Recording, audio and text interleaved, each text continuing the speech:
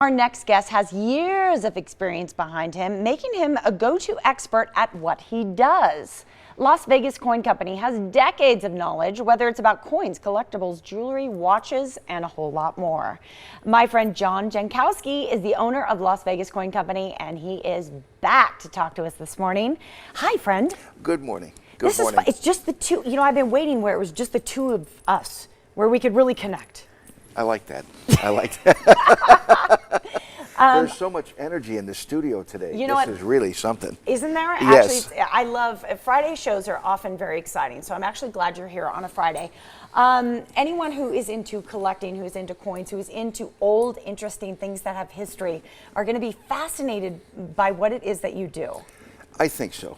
We brought a selection of things, but really, I wanted to focus on that little coin right there, which that's called, I hope you can get a focus on that. Sure. That's called a seated dollar. And what's interesting is the symbolism on coins like that. That coin was made in 1845. Now, that wasn't too long after the independence of the Revolutionary War. And on the front of that coin, you'll see a woman seated, and that's representative of liberty. I'm going to flip her over. Yes, there we okay. go. But there are a lot of stars on there. It's very there pretty, are. but no They writing. represent the stars of freedom and of each state. But the interesting part is on that staff that she's holding in her hand, there's a cap called a Phrygian cap. That was given to Greek slaves when they were given their freedom. Wow. And so the United States won its freedom, and that represented that freedom that was won in the Revolutionary War. And so there's a lot of symbolism on those coins. Not to belabor it, on the back you have the eagle, and the eagle's holding arrows in one hand and the olive branch of peace in the other. So this is the back of the coin is a very classic symbol of the eagle, United States of America. And then I find this interesting. $1 is abbreviated. It says $1 doll. They ran out of room. Yeah, they did. You know. And so that was really the symbolism there I find very interesting. But something I wanted to focus on a little bit today is the word predator.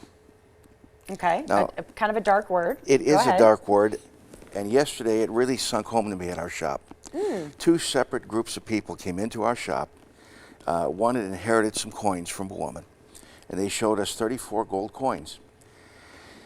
The woman had paid $424.26 a piece for these coins. I happen to remember the exact number. We would have charged her about $227 for the same coins.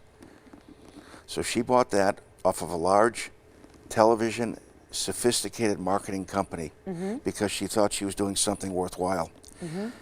She fell to the predators. And when people see things, including me here on TV, there's a sense of legitimacy. Because I'm on TV and hanging out with you, that doesn't make me legitimate. And so I want our customers to think about this, because it's happening too many times. Or people buy things because they see somebody, an iconic actor on TV, who may know nothing about the product he's actually fronting for. And those people, the lady, of course, she's deceased, so she doesn't know what she lost.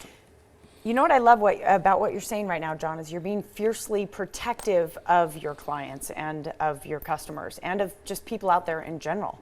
When they're dealing in the markets that you deal in, there's a lot of vulnerability and there's a lot of misinformation. Yes, there is. Yes, there is. I don't know if I was going to even talk about this today because the word predator is a dark word.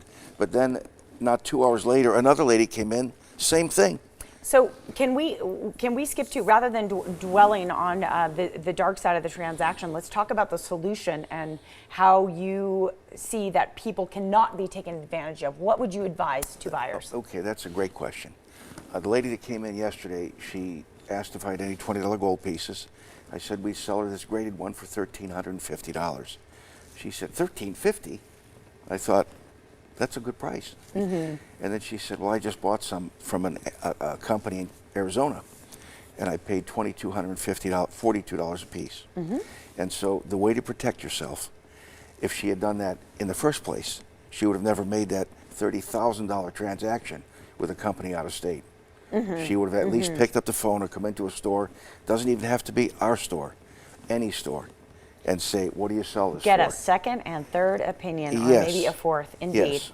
Really quick before we wrap, can we just go around and show some of the fun items that are on the table? Because Okay. I love Yes. antiques. I grew up going to Okay. antique stores with my mother, and I love history. I knew What you are were going to these grab that bottles? first. What are these?